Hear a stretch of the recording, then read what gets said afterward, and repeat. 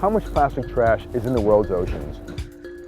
Well, it took us 5 years to answer that question, and how we did it, we led 14 expeditions around the world, sailing over 40,000 miles through all 5 subtropical gyres.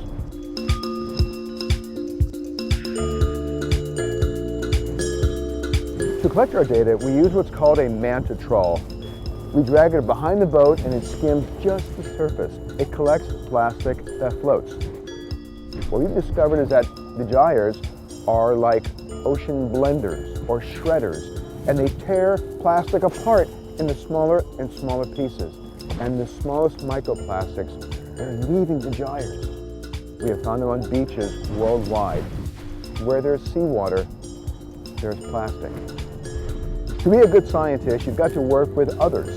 And we collaborated with other scientists to get more data.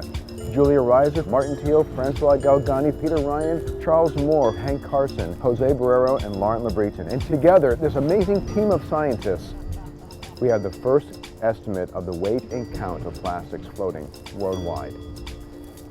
270,000 metric tons from 5.25 trillion particles. And what does that mean? That's a big number. That's a lot of plastic trash. 270,000 tons? Well, here's a reference. You take one 2-liter plastic bottle and stand those up one on top of the other from here to the moon and back twice.